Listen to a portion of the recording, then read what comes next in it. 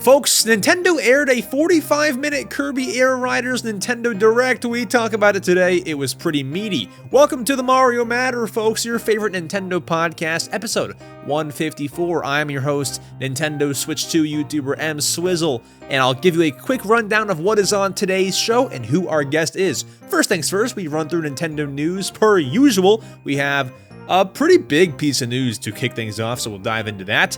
After that, we dive into the big ol' Kirby Air Riders Direct, 45 minutes long, tons of details. We have the price, we have the release date, we give our thoughts on all of that. After that, we answer your questions you asked us in the question block segment, the Q&A segment. And our guest today, folks, is none other than Bundun, a big ol' shorts YouTuber with over 2 million subscribers. Bundun is kind of in my mutual friends circle of YouTube shorts friends. He likes Nintendo, he likes Smash Bros, and we have him on the podcast today. Let's not waste any of your time. Let's go ahead and let's get to things. If you want to skip anywhere, there are timestamps down below. Otherwise, let's go. Welcome to the Mario Matter, the #1 Nintendo podcast. Bundun, welcome to the Mario Matter. How's it going? Yo, it's going good, dude. I feel excited, dude. This is my favorite Nintendo podcast because I watch so many Nintendo podcasts. I was gonna say, I would argue it's the only one that you know. Yes. Okay, great. Now, guys, okay, that's all that matters. But this episode's gonna be, we were talking beforehand.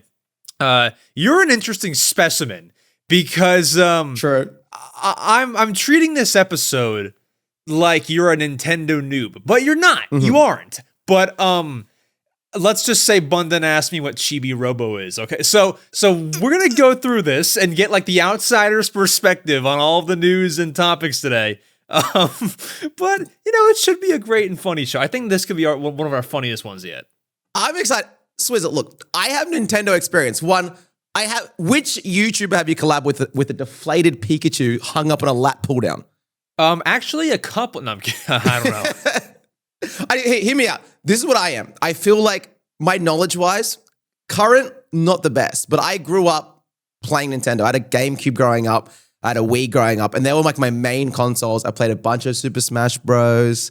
My first ever video game I ever beat was on my Game Boy Advance SP. It was Legend of Zelda Minish Cap.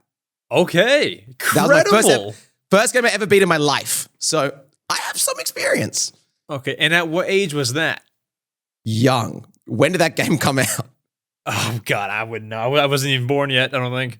Dude, I think I might have been like 6 or 7 or something, or maybe 8. Something around there. 5 to 8. Sure. Somewhere in there. But we can dive into our news, Bundun, because we have some stuff. First things first that I thought was most interesting. You've seen all like the whole Metroid, like this game's coming out this year sort of deal, but we don't know when. Well, Metroid Prime 4 has been rated now by the ESRB, which you're an Australian, so for you, it's like, like when you buy a game box, right, and it has like a little rating in the bottom or whatever? Yeah.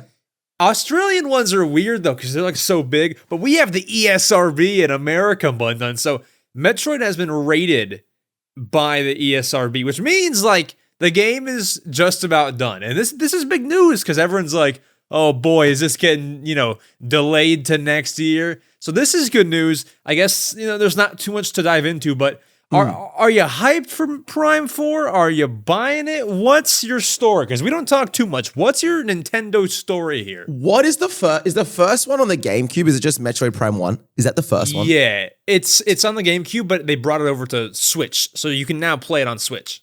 So I played that. I didn't beat it because it got my TikTok banned because I was playing shirtless when I was playing that in 2021. You were playing Metroid Prime shirtless on TikTok. Oh, TikTok Live? Right. Yes. This is lore I did not know I needed. Dude, well, okay. Anyway, that's my experience with it. I'm excited to play it. I'm more excited for like my peers and my friends because I know they've been looking forward to it for a while. Bro, how long has that been announced? Dude, I swear 2017. Yeah, but didn't it get announced again like 2 years ago? So Was it like, yeah, we 2017, got it, guys. yeah. 2017, they announced it. The people out there have to forgive me. It was like 2019 or 2020. They said, all right, we're gonna restart making the game because it's a nightmare. And then they re-announced like, hey, it's just about done. I believe that would have been, my memory is foggy. I think it would have been last June, I think. Okay. Maybe a little later, but you know. And it doesn't have a release date yet. It's just rated. So we just know it's coming out. Not yet. Well, it's rated, and then we have this year. But we don't know October. We don't know. It can't be September. That's like a little, like, we should know by now. So and it can't be November because, you know, something that we'll talk about later, Kirby Air Riders. It's probably going to be October, you know? Are you excited for the game? I'm excited. I'll play it. I'll buy it. But Metroid's not like my favorite franchise of all time. I'm more of the, you know, an Animal Crossing guy. Yeah. I can see that. I can see that. Yes. All around here, actually. But, you know, I played Metroid Prime, the first one. I didn't love it. I didn't hate it. It was just kind of like I played it. So I'll dive into this one. You know, it's meant to be like the best one yet. I'll dive into it. But I guess, you know, the news is, you know, it's hopefully coming soon. The game's about done. So that's all good stuff. Are you buying it? Sorry, go ahead. What I was gonna say is one thing that is actually kind of interesting about it is I know the Switch 2 has that mouse and keyboard stuff, right? Like you can like go that with the Joy-Con. That dude, my pet peeve is when I played Prime, the first one on the GameCube. Again, sorry, I don't know which one it was, but the GameCube one.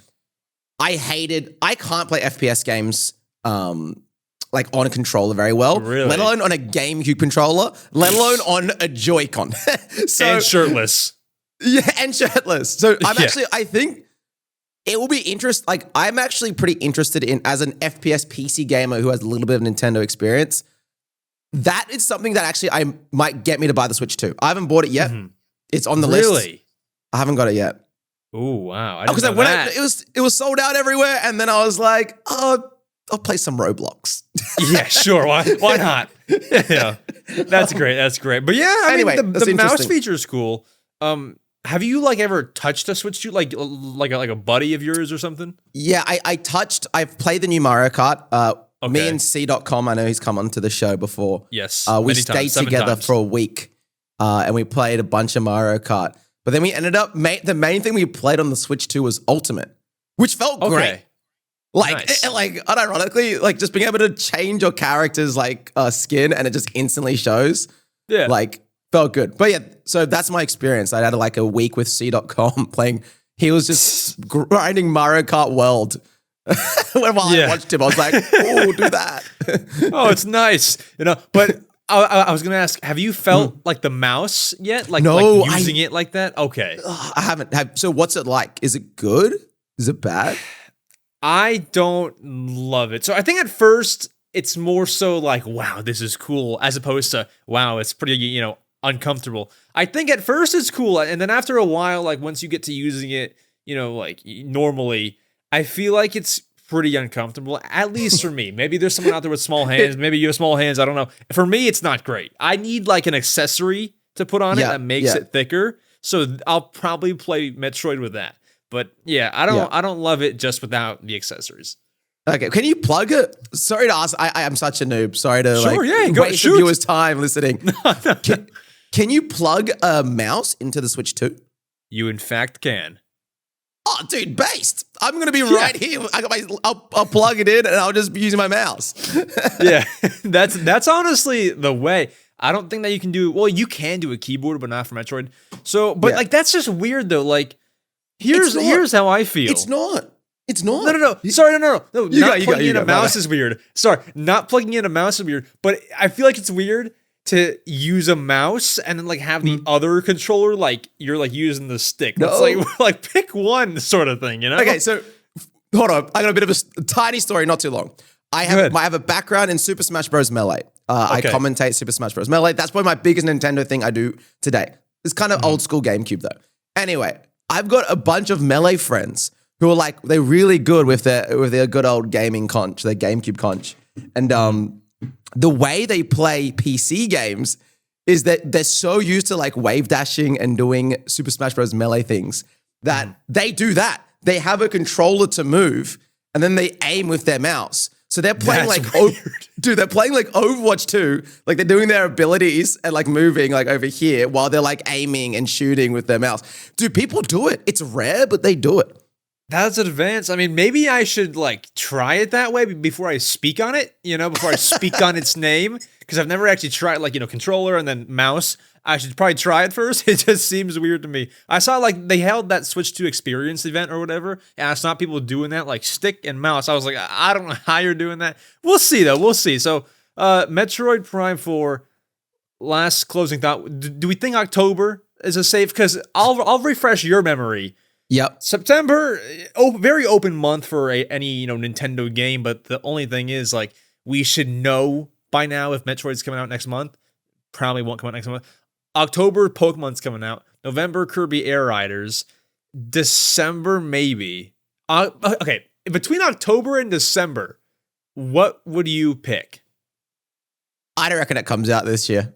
I reckon they sold. Wait, it doesn't come out this year? It doesn't come out this year. I reckon. Oh, boy. Dude, okay. I'm a noob here, but just sure. My business sense is tingling. And I really feel like if they haven't announced it yet, I feel like they're like, let's spread out. Let's keep like, rather than being everything at once, I feel like the business strat is like, drip it in. Because there's not that much competition, right? Like in the console wars right now, in terms of there's nothing new coming out that they need to be like, oh my God. So I think they're just going to be like, okay, while we're in the safe zone, let's just drip out our titles. And like, until there's more competition, then we'll go, let's drop the bangers. Like, let's go crazy. And so honestly, I think they already got things lined up. So they're just going to be chilling. Sorry.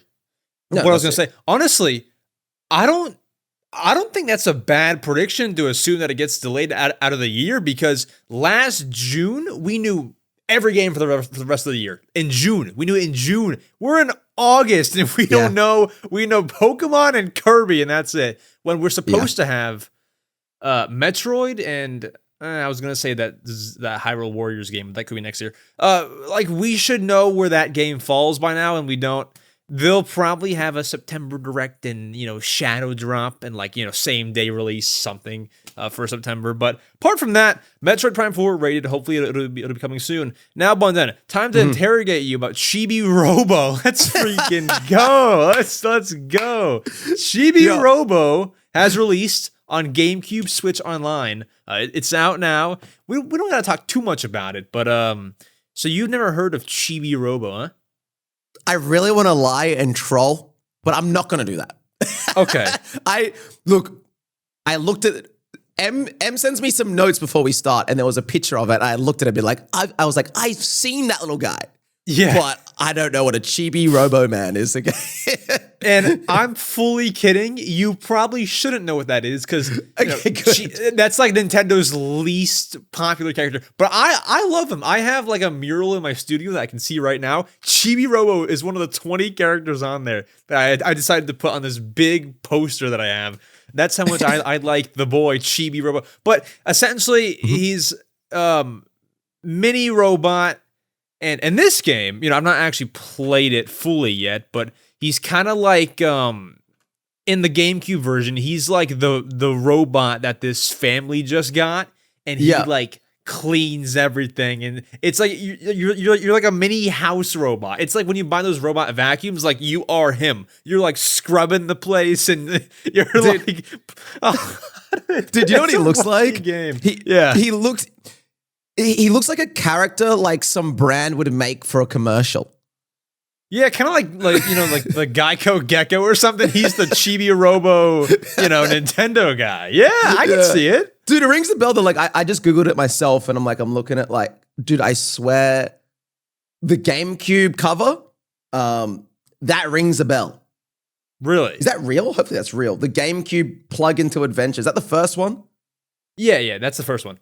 I've seen that at my local GameStop / EB Games in Australia. Okay, wow. So Chibi Robo is still in. Let's go. Let's go. But I mean, I was gonna ask if you have the expansion pack, but you don't even. Well, do you have the expansion pack? Like, do you have Switch Online? I do have Switch Online. Yeah. Okay. Do you have the expansion pack? Is that the one where it gets you all the little extra Like Yeah, like Nintendo the 64. N64. Yeah. Yes, I have the expansion pack. Okay, then assuming that you buy a Switch 2, you have access to Chibi Robo Plug into Adventure Let's now. go. Let's And freaking go. So wait, just to clarify, is the Chibi Robo Plug into Adventure, what is it? A remake of it, or is it just like ported? The game itself is, you know, one of its kind, like when it released on the GameCube. Like that's like, you know, its own game. It's being like brought over to the Switch 2. So it's like the same game, not really, you know, better graphics. It's the same game brought over to Switch 2. But the game itself on the GameCube is, you know, its own thing. Okay. Is it a platformer? Dude, I have not I don't know if you'd call it that. Wait, what do you do as little robot man in the house? This family like got the Chibi Robo, and I'm googling it right now. Okay, yeah, so it is a platformer. Sorry, when I thought platformer, Wait, do you not know what Chibi Robo is? No, I do, but when you said platformer, I was like, oh, like, you know, Mario Bros type. So it's not that, but platform adventure game where players control a tiny robot who cleans a house and helps its inhabitants by completing various tasks to earn happy points. The game is known for its charming premise, unique gameplay mechanics like energy management, and a quirky storyline involving living toys and the Sanderson family. Despite modest sales, the game was well received for its creativity and spawned a series of sequels on various Nintendo platforms. And there's a Scott the Woz video about it. Of course, there's a Scott the Woz video about it. Huge, yeah. Everyone's like, in all the replies of this game being re-released, it's like, there's a white boy in Ohio who's going crazy right now. Like every single one. So it's cool. It's funny, cool. Dude. Yeah, but Chibi Robo out now. Not much to really talk about. Now, the big thing that happened in the Nintendo world this week, Bundun, is of course the Kirby Air Riders Nintendo Direct. You don't have to say yes, but did you watch it? I haven't watched it yet. That's okay, because it's 45 minutes long. I wouldn't have expected you to. But we're going to talk about it. We have all the information, and we're going to kind of get it from, like, you know that the game exists, but what's cool is we're going to get it from, like, the perspective of someone who maybe isn't as familiar. So that's kind of a cool thing on a podcast like this. So we're going to go ahead and get into it now. Let's go ahead and get right to it. My friends, 1 week ago today, we had zero clue we were getting a Kirby Air Riders Nintendo Direct, and we also had zero clue that it would be 45 minutes long. That does not happen with games. You know, Mario Kart World Direct was like 20 minutes, Donkey Kong was like 25 or something like that. This is a 45-minute Kirby Direct, and so this happened. I live streamed it. Bundun was sleeping, and no, I'm kidding. I mean, you probably weren't. Well, actually, you probably, it's probably like 10 p.m. for you. It was probably what time is it for you now? Right now it's 9 a.m. 9:30. Okay, yeah, you were sound asleep during this, but it happened, it aired, and we have all of the details, and we're gonna dive into all of it, and some controversial details. We'll dive into that, but not to go chronological because there was a lot of, like, I wouldn't call it fluff in that direct, but just a lot of things that we can kind of skip past. I mean, we won't really skip too much in here, but, like, you know, we can start with the big details is what I'm saying. So, Bundun, Kirby Air Riders, we got a great look at for the Nintendo Switch 2. It releases, and by the way, I have to tell you some lore about this. It releases November 20th, 2025. Okay. Let's pause there. Bundun, you wouldn't know this, but if there's any long-time listeners of the Mario Matter, I gotta take, and I'm sorry, I never do this, I gotta take my victory lap. I, for so long, Bundun, said, Kirby Air Riders is releasing in November, when no one else on planet Earth was saying that. And I got told so many times, you're full of S, you know, this guy needs to stop the podcast. Guys, I need to take the victory lap. I mean, like, I called this back in, like, June or July or something. Like, oh my God. Like, well, I just knew. I just knew. So I'm gonna take my bow, my victory lap. I'm sorry, I hate doing that because I'm sure people are like, all right, get to the point. But this is your time. Call chat and viewers and listeners. Call him EmSwizzle because he calls these things. There you go. And I've done it a lot of times too. And I feel like, I post it on Twitter every time that I get one right, except for this one. Because I felt like I was already doing too much of a victory lap. I didn't want to post this one, but I got that one right. Put it out there. So November 20th, that is 3 months away. Actually, almost to the day. 3 months away. Kind of further than not than I thought, because I knew it would be November, but further than I was really hoping that they would maybe do. That's okay.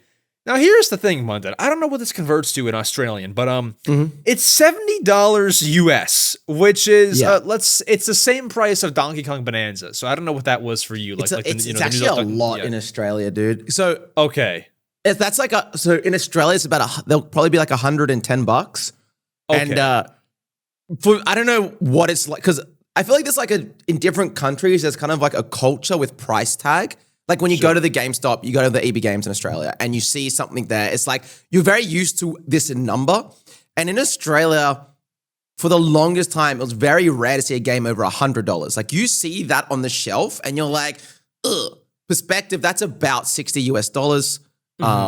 But like, back, convert, like, rates change. Back in the day, if you saw a $100 game, that's like $100 US game. I bought Left 4 Dead 2 when it came out from my local store for 99 Australian dollars when it was almost a 1-to-1 conversion.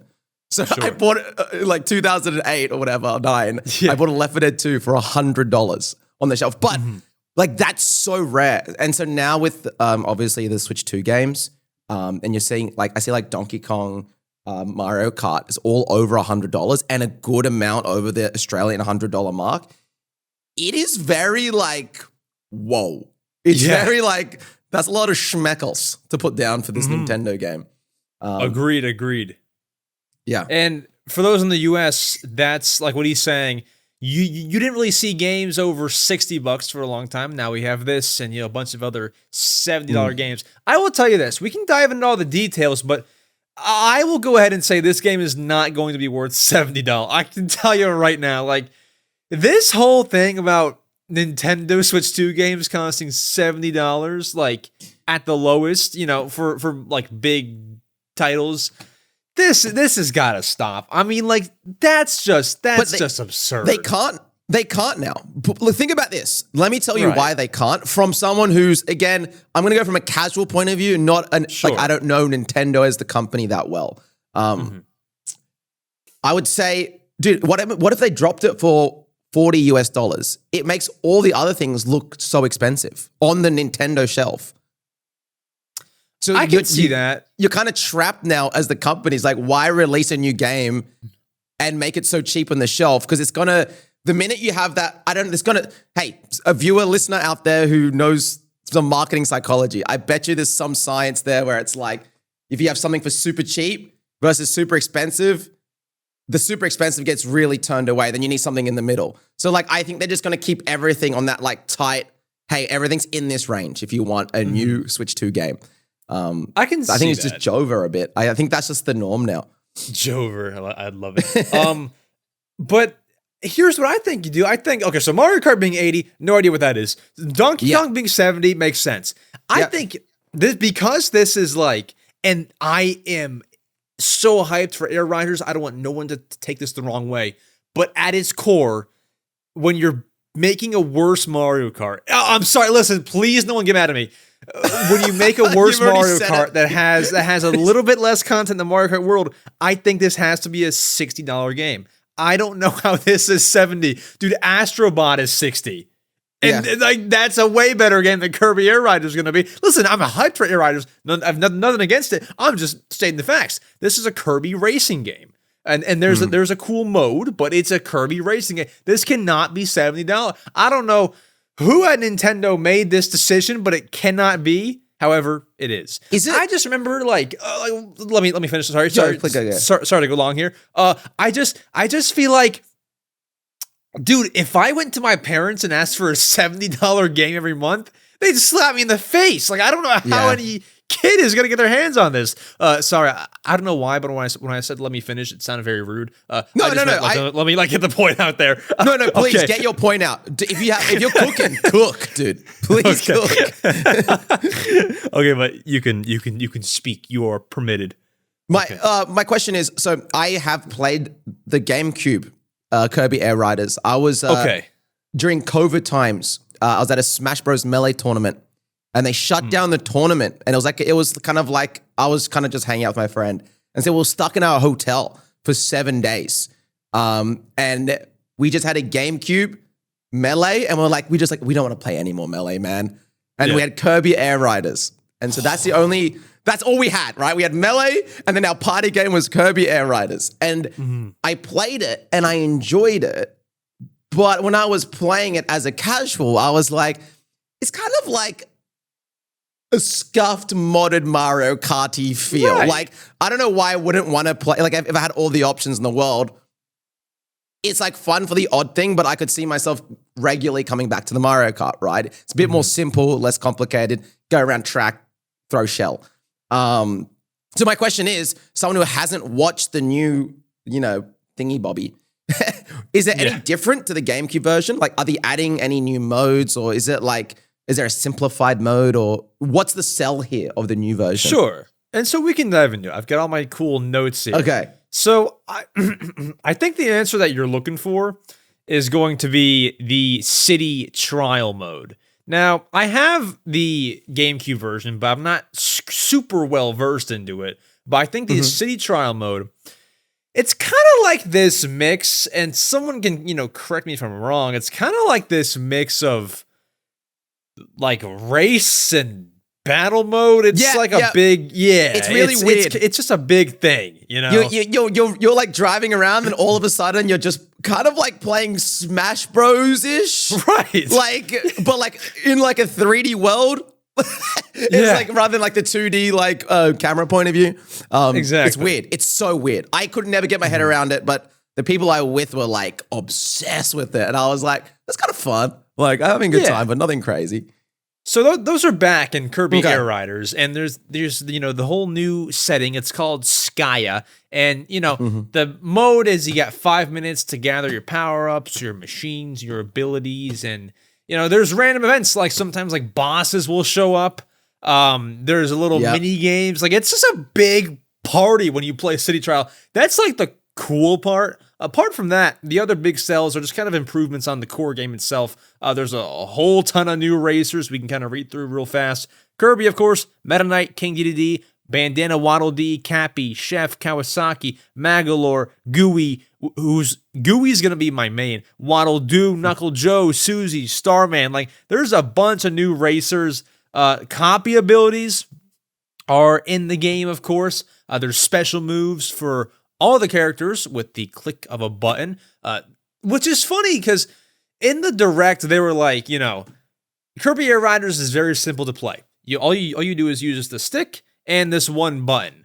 And they made a big deal of like, we're unfortunately adding a second button that you have to use. And that's, the special move. Literally becoming Smash Bros. Unfortunately. Right, kind of. I mean, yeah.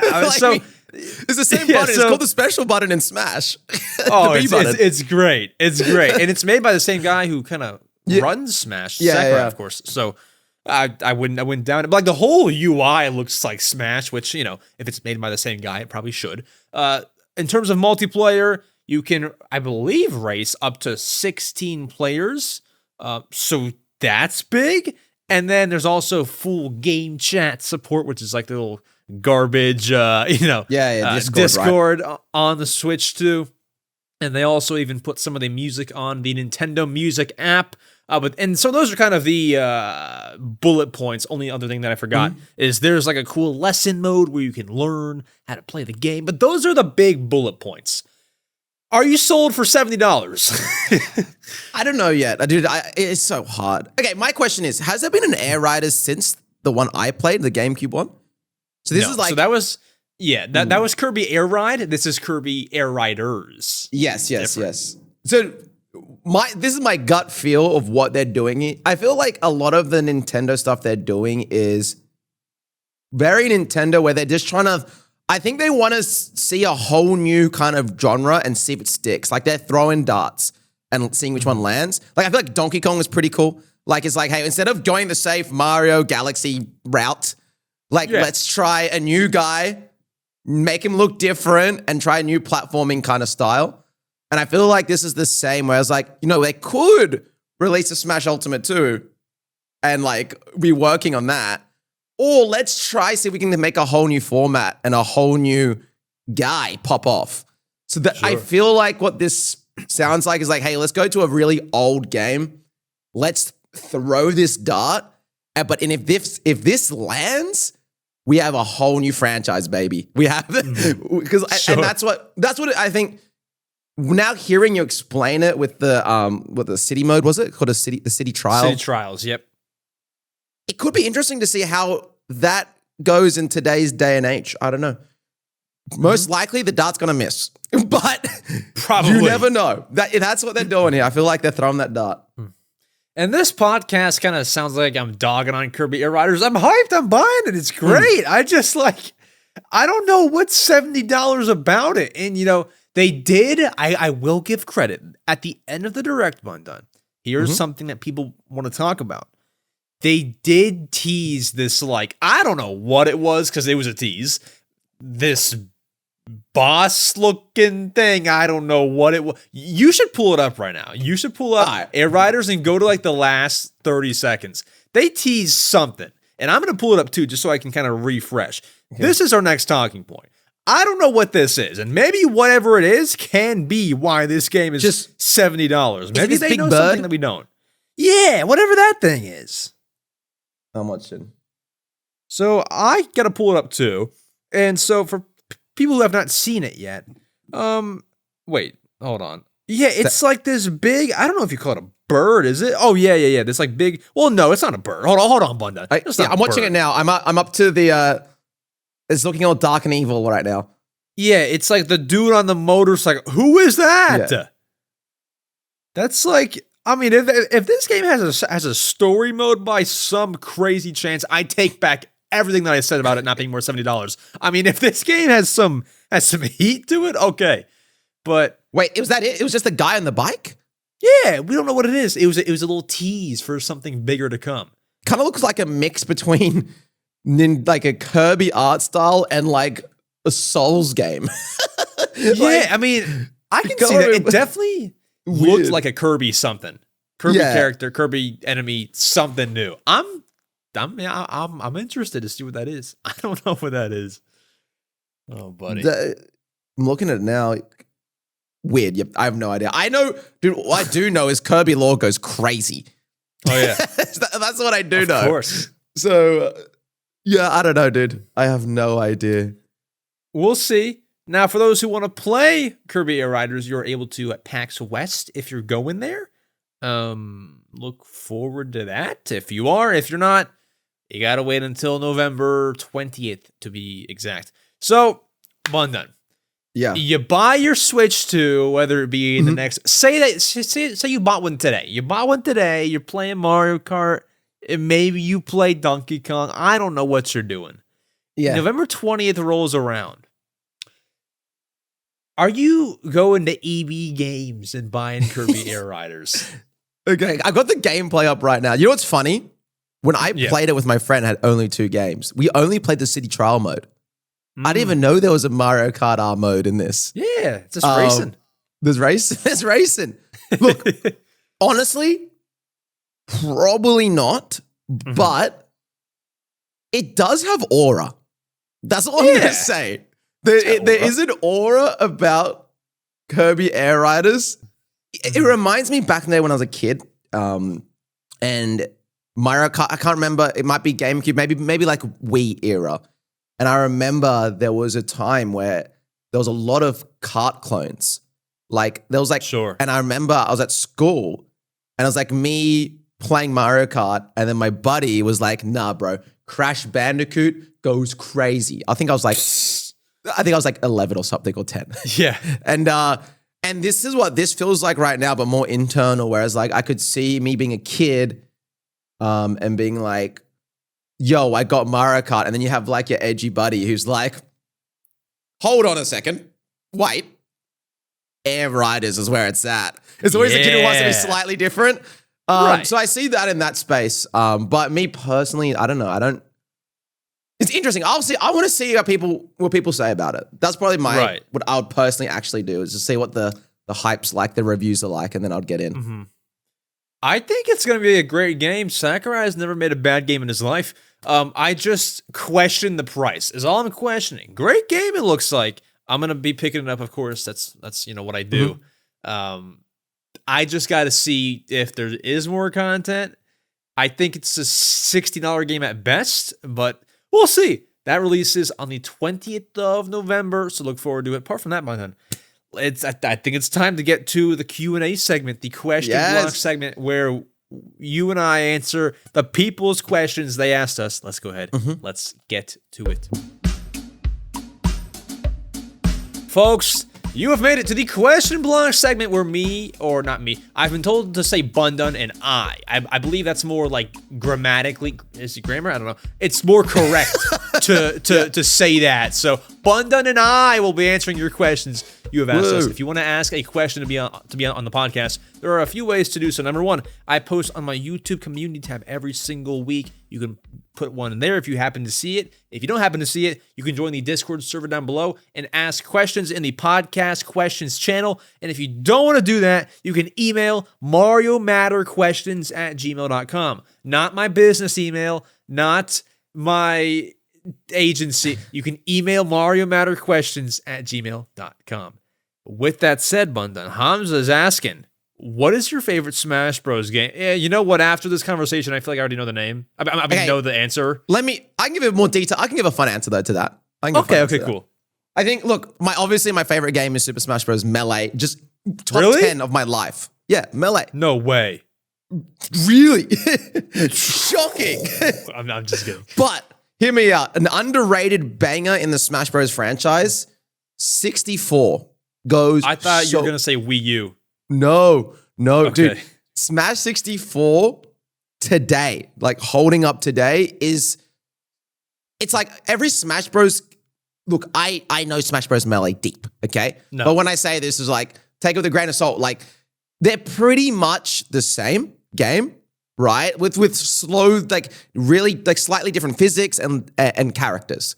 That's pretty much how it works. But with Smash 64, it is like there's so much hit stun, meaning the combos go crazy. I don't know. Have you ever watched the Smash 64 combo video? No, I'm sorry, I have not. Can we? Do you have like a Jamie here? We can like throw it up. I should. Can I just quickly show you one video? Like we can. Sure. I don't know if the audience can see it though, but you can show me it, and then I can live react to it. So if listeners who are listening, just make sure at some point today you will love this, and especially if you like Smash Bros, look up Smash 64 combo contest of some kind. So because the game has so much hit stun, and a lot of Smash Bro events, what they do with 64 is instead of fighting, it's just people like grind combos and see what they can do.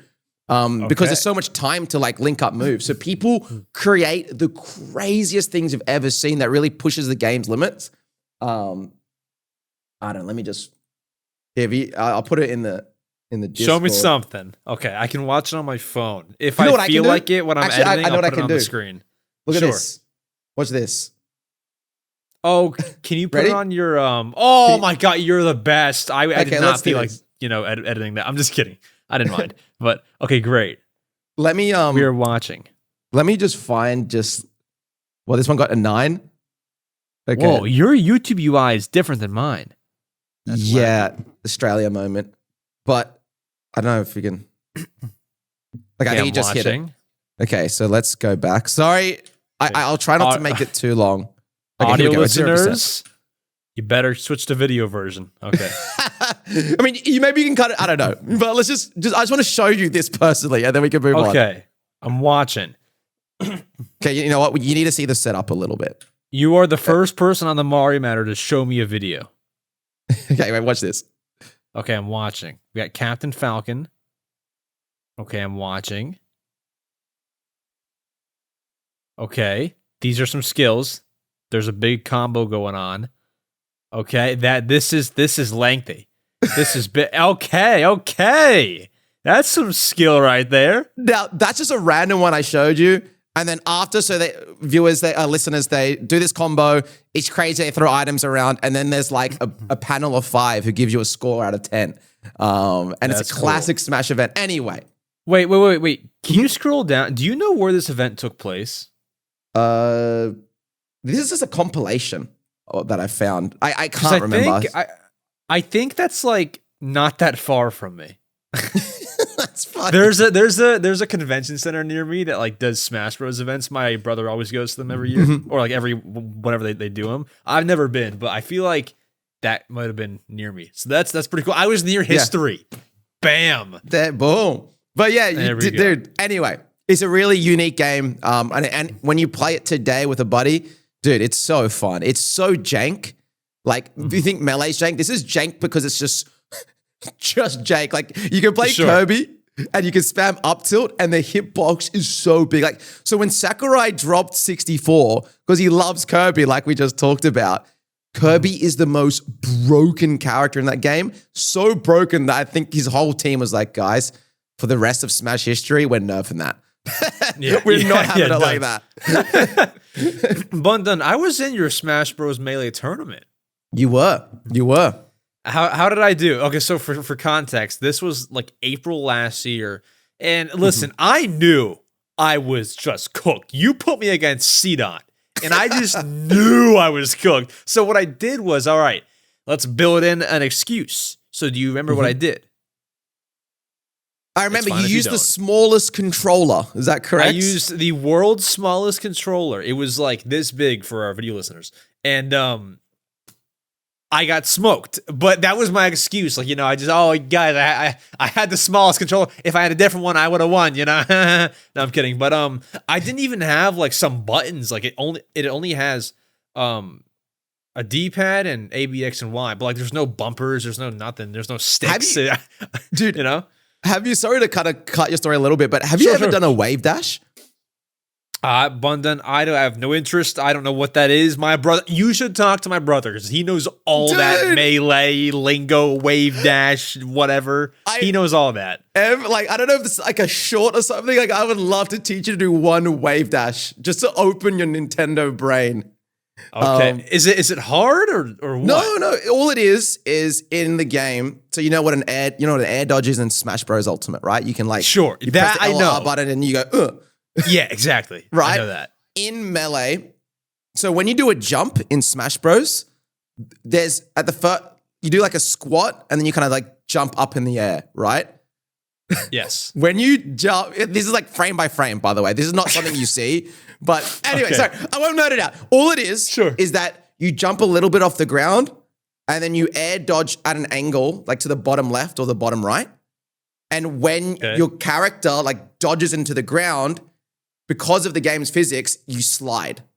And so you can slide to left and right. But this is cool because you can jump out of shield.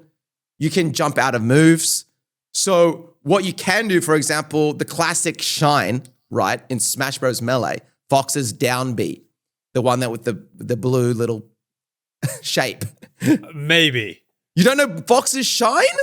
I don't play Melee, man. Dude, it's in Ultimate too. Anyway. Oh, gotcha. Okay, gotcha. It's the deflector. It's a deflector. Gotcha. What you can do, because you can use that wave dash move to do multiple shines. So on that, sorry, okay, I'll wrap it up. I actually don't like nerding out. But okay, Fox's deflector on the first frame has a hurt box. You can hit people with it. Okay. And then after that, when you hold the deflector, it only deflects. It doesn't hit anymore. But with the wave dash move, you can combo them together so that you can whip out that hurt box infinitely really quickly. Because it's like frame 1, then you wave dash out. Frame 1, wave dash out. So, so that one technique that you can slide around and look really cool with and move around can also be used as a defensive tool and an offensive tool. And that's, I don't know, just a cool little thing. for the modern Smash Nintendo fans, you're probably like, bro, you're crazy. Play Ultimate, but It makes sense. Yeah, anyway. And so You know what? you invited me to a Smash Melee tourney. I didn't know any of this. No, I'm just kidding. It's cool. It's cool. I guess I'll answer the question. My favorite Smash game is Smash Ultimate. You can say it's Smash Bros. Wii U. I like Smash Bros. Wii U, but like Smash Ultimate's just like the same thing but better. So it's like, why not? Smash say Ultimate's Smash really Ultimate? fun. It is like, it's just, every Smash game is not different, but then different. That's the best way I can explain it. Sure. Also, I meant to bring this up to you like as soon as we jumped on the call. So I sent you over the show notes. Yeah. And you replied and said mint. What does that mean? Like cool? I mean, it's like good. Like, Okay, mint. gotcha. Okay. I didn't know what that meant. I'm not this Australian slang, man. Is that an I don't Australian know. thing saying that's mint? I've never heard it. Maybe it's not, It's but I've like- never heard that before. It's like when you have something like a mint flavor, like it makes your breath fresh. Like that's fresh. That's mint. It makes sense. I'm gonna take that one with me. I'm gonna start saying that to like guests on this podcast. Yeah, that's mint, bro. But I have an Australian editor, and he's like, I'm keen to work on this. I'm like, I guess that means he's right, like good to go. Like, keen, I don't know what that means. Keen's excited. Yeah, he's keen, bro. He's keen. Okay, makes sense. Okay. So your Australian accent, I pick up like, oh, you're Australian. When Yeah. I speak right now, are you like, bro, he's so American? Like the way he's speaking, like this dang guy. A little bit, you know what? Because I'm obviously collab with a lot of YouTubers and like the jobs we have. It's YouTubers. and most of my audience American. But when I Right. go to America and I'm like in the world, Yeah. it's so weird to me. Like I'm used to some guy next to me just like belting out swear words, like to my left Okay. and to my right. But then when I'm in America, it's like just the whole tone shifts. It's so I can't explain it. It feels when I return home after an American trip, like the first thing that happens, I'll land. And am I allowed to swear? Do you care if I swear? Are you gonna bleep it out or not? A little bit. I probably would bleep it. We have some. Okay, Young, can I- we have can some. I mean, I'm cool with it, but we have some young ears, so I will prohibit this. Okay. I won't say it, but I'm very Okay. used to touching down to Australia, and the first thing I hear will be someone swearing because they're angry at their job, and like they'll be like, "Oh, just having a bad day," and like I'll be like, Right. "Ah, I'm home." Yeah. There you go. This Back feels home good. for sure. I was gonna make a joke about what you'd find in America, but I'll make it off the podcast. But anyways, Sean asks, "Hi, EmSwizzle. If you're reading this, help me make a decision." And Bundun, we're gonna help Sean make this decision. Should I get a PS5 or a Nintendo Wii? Which one is better? And I have enough money for one. Okay, well, these are very different systems, man. I want your take. Should Sean buy a PS5 or a Wii? One console from 06, one from 2020.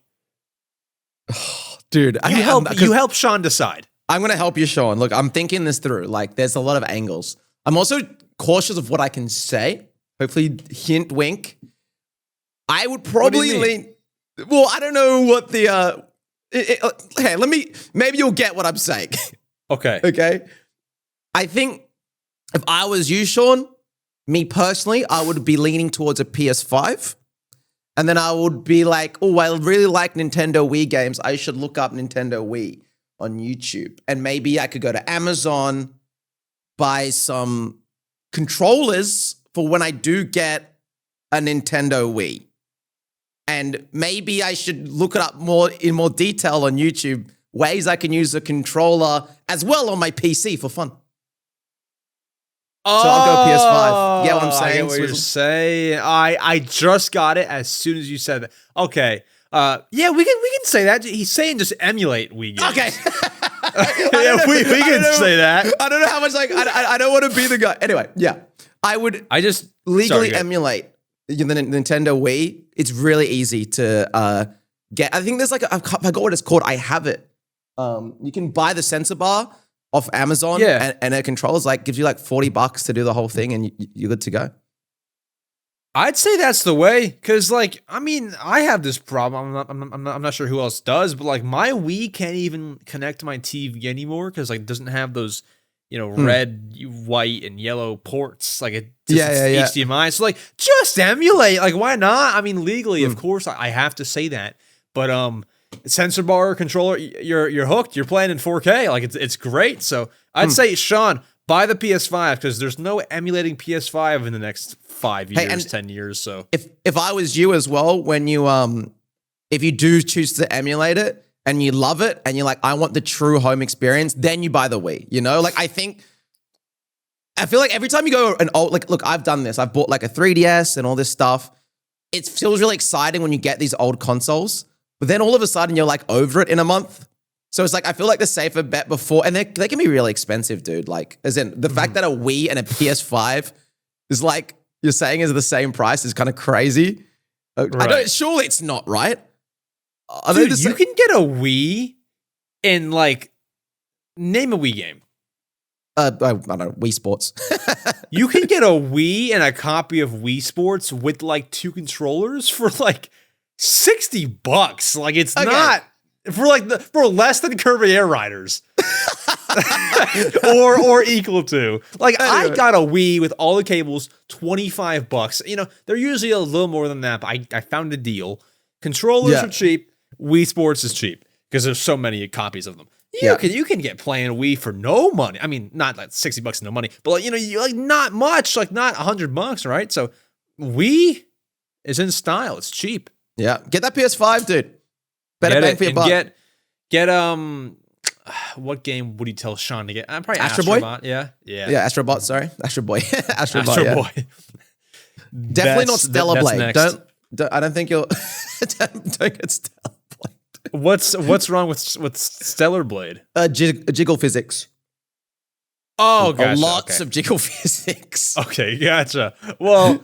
Speaking of jiggle physics, Troy's asking, what's your favorite console besides the Switch 2? What is your favorite game on that console? So your favorite's not even the Switch 2. Neither's mine, actually. So I don't know why I took this question. But, okay, what's your favorite console and favorite game on it? I can't say PC, can I? Is that just too much of a cop-out? I'll take it. 100% PC. Specifically, my most played game of my life is old school RuneScape. But I'll give you another one. I would say, if I'm going to go more console-y, I would say that my heart, for some reason, always lies in my little Game Boy Advance SP, little folding out one. Yeah, not Minish Cap. My favorite game, though, on it was Pokemon Sapphire. Okay. So that's like, that just seems like real deep in my heart, those two together. I got to get one. I got to buy, I lost mine, dude. I got to buy a new one. Shoot, man. I mean, they have emulation for that too. It's just they do. They're your freaking. But it doesn't feel the same. You can't hold the little guy. Yeah. No, like emulation for like the games. Yeah, for the games. Yeah. Oh, okay, gotcha. God, what's my answer? I mean, my favorite console is the Wii U. Crazy. That's such a Nintendo YouTuber answer. I feel like of course it is, right? Dude, every Nintendo YouTuber is like, the Wii U is so underrated. Like, right, but I mean, I can't believe you guys didn't buy that. I've gotten called out for like, bro, you're just saying that for whatever. Am I wrong when I say, Bundun? Like, I feel like your favorite console, not you, like, specifically, but like, yeah. A lot of people's favorite console is like the one that came out when they were in the age of like 7 to 13, right? That was the Wii U for me, and like I had so many good times, and I played Splatoon and Mario Maker, Mario Kart 8, and like it was just a great console. You had Miiverse, you had the fun home menu, you had all the music. Like I love the Wii U more than anything. Well, I shouldn't say that. More than most things. This podcast comes first, but I love the Wii U. I've got a good amount of games for. I actually just picked up Game & Wario for those who like that. That's a cool game. But I say the Wii U. Favorite game on the Wii U is probably going to go to. This answer changes all the time. It's probably Super Mario 3D World, but I would love to give my full honorable mention to Splatoon 1. I mean, that game, although it's like kind of outclassed now by Splatoon 3 and 2, I think that game is just, for its time, it was great. and now it's nostalgic. So I like Splatoon 1. There's my Based full answer. statement there. No, I think that's a based answer. I respect that. Wii U is pretty Okay. cool console. I'm not gonna lie. Do you have one or? I never. It skipped my like for me. It skipped like I skipped it. It was like I got the Wii, then I became like an edgy. Like I think. How old are you? 18. Shut up, dude. No, I swear you didn't know that. No, I know you're not 18 because you've been doing YouTube for too long, and I would have seen physical appearance changes. I've known you for too long. Like I've seen you Google around. it, mate. You're like 20. You're like 23. Like, Bundun, please Google EmSwizzle age. You actually 18? Dude, if you're trolling me, I swear. You're 18! What Yeah. the hell? I Bro, I told thought you. you were like 23. Nah. That is crazy. Okay, so even more. I'm 10 years older than you. Okay. I'm 28. Okay. Man, I thought you were like 22. This Nah, I'm is kidding. so funny. Anyway, Nah. what was I going to say? What was my point? Oh, like just, I can't really remember what I was trying to say. That actually just broke my brain. But like, I feel like, I don't know, where we grew up was different. And I remember now. Wii U, when I was growing up, it was Wii. And then by the time I became that kind of like edgy teenager who liked PC games, that's Right. kind of like when the Wii U came out. And so I kind of skipped that. I feel like you're going to experience this, like everyone watching has experienced this. It's like you play Nintendo, family friendly, younger. Maybe you didn't experience this, Sam, because I know you're a bit different. But then you go through Sure. like, oh, I love Call of Duty and like probably people now like Fortnite and like shooter games. And then Yeah. you're like, wait, actually the Nintendo games back then were kind of based. And like you come back to them Yes. when you're older and like, so the Wii U was in that middle zone for me. I just like completely skipped it. Dude, I had that exact experience. Like, it was Nintendo. Yeah. Then when I'm like 12, 13, Fortnite was the Yeah, thing. okay, Like I called it, 2017, yeah. 18, that was the thing. So that was like early Switch 1 era. I kind of missed out on like following everything. Then I got back into it like 2020. So, you know, Yeah. I feel like, found my way back. yeah, like you kind of, I don't know. Everyone does it. I feel like it's such Right. a common thing. Anyway, yeah. But yeah, Nintendo Player asks, have you been to Super Nintendo World, Bundun? Is that the one in Universal? Universal, yeah, they got it in California, they got one in Florida, they got one in Japan, they got I it have. everywhere. I went You have? Okay. 2 months ago. Or, yeah, about 2 months ago with C.com. I went with C.com. Wow. Yeah. To the California one, yeah. The California one. Yeah. It was really cool, dude. I'm not going to lie. That's cool. It was one of those experiences that I was like, damn, dude, I wish I was 11 again. Because like Yeah. I would feel that like this would feel so like it felt mystical to me at 28. I'm like, if I was 11, like I Oh, would, man. my brain would explode in there. Yeah, So yeah, I've been there. It was sick. I loved it. that's cool. Went to the Toad Cafe, had a toad. I had Man. had a Luigi burger or something. Yeah, a good old Luigi burger. I've never been. Never. That's Never dude, been. You have to do it, dude. When C Dot was there, he had his little power up band going around, scanning it around. I have to go. But like, I also realized like I've never been to Florida or California in the time that Nintendo World was open. I've been there both before. Yeah. But not like since they've been open. So I've not been to California since 2018, not been to Florida since 2022. So like I've just had no opportunity to go. I should go, but like I mean, I don't care a crazy amount to go. Dude, I'll go the at fact some that you're point, probably, 18, but like that's fine, bro. You'll go. You got time, bro. eventually, yeah, I have time. You got time, dude. You got time. You have, yeah, that's crazy.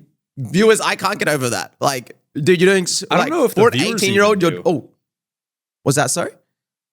I don't know if the viewers even do. I mean, I've said that before, but like I don't know if like there's probably like some people out there who had the same reaction as you, like, oh my gosh, he's 18. Yeah, dude, you're so mature for an 18-year-old. Like, Let's genuinely, freaking like, go. You love to hear it. dude, you're really good at like.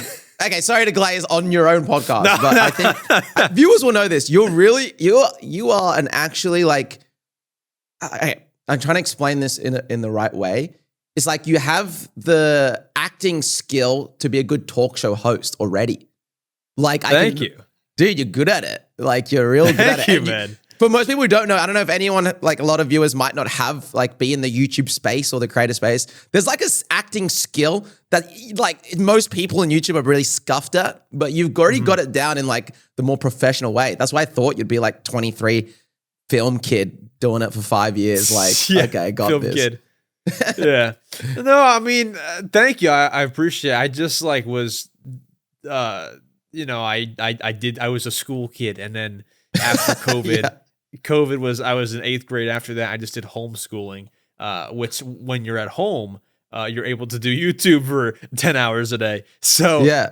I just did that for the past 5 years, and some things have a way of working. So Wait, so you were homeschooled from 13? yeah, but it was. I Whoa. mean, it's not. It was only like. The reason I say whoa is not like, oh, you Sure. missed out on all this stuff. It's more just like, that's pretty sick. Like, Yeah, what a journey, dude. What a a journey. little bit. Like, A little bit. that's why, for someone who was like, that's crazy. You're so mature, bro. You're so mature. Thank Maybe you, man. we should all be homeschooled. Maybe school But brings us not down, everyone guys. should wish that, though. Not everyone should wish that because, for the people who like being social, I didn't have a homecoming. I didn't have a prom. I didn't have any parties. Like, imagine like the hundreds of parties I probably like missed out on not going to high school. Like, I probably missed out on like 200. Dude, I honestly almost want to go for another hour in this podcast and just go down this rabbit hole with you. This is so interesting to me. I love psychology. I have so much interest in that. It's up to you, bro. You lead the way. We can chat. Let's finish up this question, then we can chat. David Ferguson asks, "What are the steps you take to making a YouTube video or podcast?" Have a great day. So, Bundun, let's walk through your YouTube Shorts process. If you're cool with that. I know some people don't like to air it all out there. Okay. No, that's fine. Let's run through your process, and I'll give you mine. Let's go. So how does Bundun make his YouTube Shorts? Okay. Depending on the short, but I'll give you the most generic method, right? It would be 70% of the time for me would be finding the idea.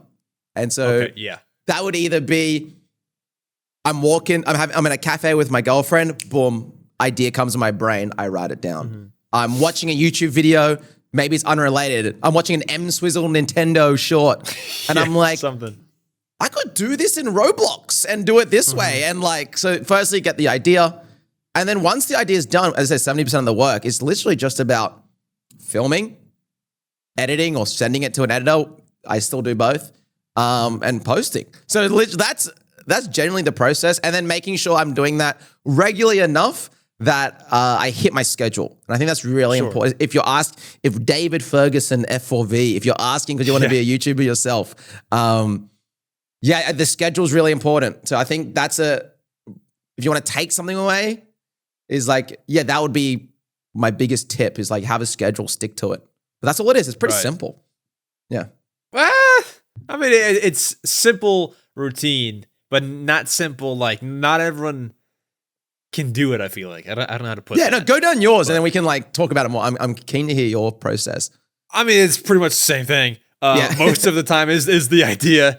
But for me, I do like the skits. So for me, it's going to be the idea or like what we can do the skit around. But then you can't just sit down and go. I missed writing. You gotta, like script. Writing takes I missed that on my step too. Writing's a big step. Sure. Right. Yeah. So then I got to figure out like what's the angle here. So if we're going to do a skit about name something about if Nintendo Switch features were literal. So like there was one about like where I was like, dude, my controller's dying, and like the other guy walks in, it's dying, like we pour like water all over it, like it must be dying of thirst. Like you got to think of like all the angles that you can like joke about there. You got the script done, then you film it, and then I shoot it off to an editor. I edited my skits for like all of them until like April of this year. I edited all of them. So I would edit it or I'd shoot it off. I've trained up some people who are pretty good. So usually nowadays it's like the first one they send back is like, good. All right, thanks. Cool. No changes needed. I did have to do it for like a while though. But yeah, and then post, that's about it. It's pretty. Well, like, as you said, kind of what you're hinting at though, right? Is like in that, as I said, like 70% or whatever is like the ideation part. It's like, I feel like what you're describing where you're like, okay, I want to make this video, but then how do I make it a quote unquote good video? Sure. Like what are and that to me all is the idea. Like I think a lot of people don't realize how much thought, because like you're thinking like things that go through our head, and tell me, I'm keen to know if this goes through yours as well. Yes. But it's like, okay, one, I got to grab your attention, on the YouTube Shorts algorithm. How can I grab you with a good hook that's like, but then how can I do that but also maintain the authenticity? Like we're not Mr. Beast. We're not going like, this is $1 million. Like, so it's like, how can we stay authentic to ourselves while grabbing your attention and doing all these things? And all of a sudden you have like 7 elements that you're working with, and you have to like, you put that all into your one little silly Nintendo short, and all of a sudden you've been thinking about this short for hours, right? And you haven't even started filming it. So yeah, for me that kind of happens. It's weird though, because I found that when I was too critical, and this sounds like me just not wanting to do any work, but I feel like when I was too like, let's change this and change that, and I gotta think about all this stuff and like the hook. I found that sometimes when I just wrote the script and didn't care, the video like the watch time was way better. Yeah, like, I think for me, people just like, if it's a good story, they'll watch. If you're trying a little too hard, I feel like, and maybe it's a coincidence, I should do some more testing, but like, no. This I just wing it. If the story's fine, or I mean, better than fine. If the story's good, or like it'll work, and you feel good, I feel like just kind of run with it sometimes. No, I agree. I think. Yeah. Do you go first? Do you want to finish? I don't even know what I was going to say. Okay. So go ahead. What I was going to say is that the interesting I find about that, okay, I have a personal training background. That's kind of what I did before I became a YouTuber. And I'm very interested in like coaching and people psychology. And something I have found over the years of working with lots of people is like, you got to figure out what your strengths are and what your weaknesses are. And it's different for everybody. And like, I feel like, for example, what you're describing is kind of, you have this tendency to overthink. And then when you overthink, actually the quality comes down. So your solution to that is by like, just like let it rip. Like, which is, it's not lazy. It's more just smart. You just know, you're just working with yourself. Where some other people, they actually might find it the other way. Some people, they might be like, they're letting it rip too much. There's no thought at all. And so their strategy needs to be like, hey, you got to sit down and like, before you record and go, like, just think it out a little bit more. So I think it's like, as advice, if you're doing YouTube, or just anything in life, even outside of YouTube, is kind of slowly figure out who you are. And then you can kind of like coach yourself a bit and pull yourself in the right direction. But that just takes time of just like working and just doing your craft. Yeah. Mm-hmm. Well, yeah, that's how you make YouTube videos, David Ferguson. But folks, thank you for listening to the Mario Matter, your favorite Nintendo podcast. Bundun. So this is a new thing that I want to start on the podcast. So at the end of the show, I always say, go ahead, plug any upcoming projects you have, where can they find you online? I want you to do all that. Like, you can find me on Twitter or YouTube here, but you have to do it in your intro voice. Okay. And listen, I can do it too if you want an example, but this is in my that YouTube Shorts intro voice. Yes, but I mean, listen, to make things not as weird, I can kick it off for the first time if you want me to. I mean, if you seem like you want to, so because I kind of just want to see it and listen to it first, not for like my own sake. I'm just keen now. Let's see. You have more of like it's a good thing, not a bad thing. More of like a suspenseful intro voice than I do. I just kind of shout. Okay, so here we go. I'm gonna plug my YouTube and my Twitter. You can find me on YouTube at EmSwizzle. That is youtube.com/EmSwizzle. And I'm also going to be on Twitter at the EmSwizzle. It's not a good intro voice. It's kind of like just me talking proper. But I want to hear you try.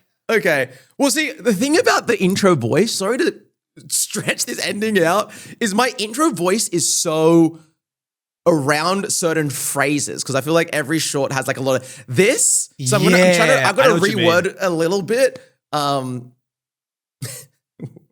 I know what you mean. No, like you kind of have that, like that little voice change, like on like the last word. There's I don't know how you explain it. Here we go. All right, ready? Okay. This is the best YouTube channel, and what you can find here are long form streams and shorts. Subscribe. This is good. There you go.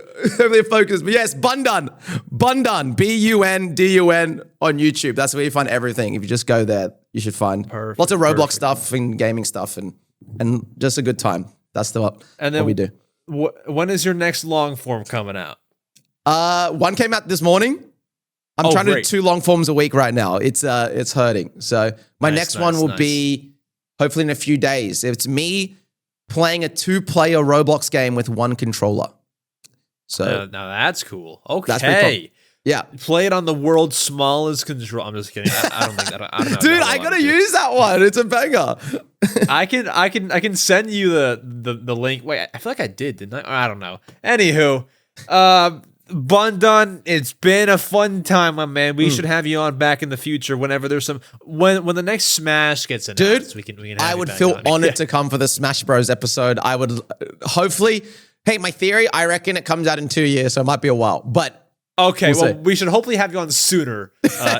Before that. Next time there's Smash anything, or heck, if there's Kirby news or Mario, or we'll just have you back on whenever we feel like it. W. Right. But thank you, man, for doing this. I appreciate it. Yeah. You can find all his links down below. I will see you on next Saturday for even more Nintendo goodness. Adios.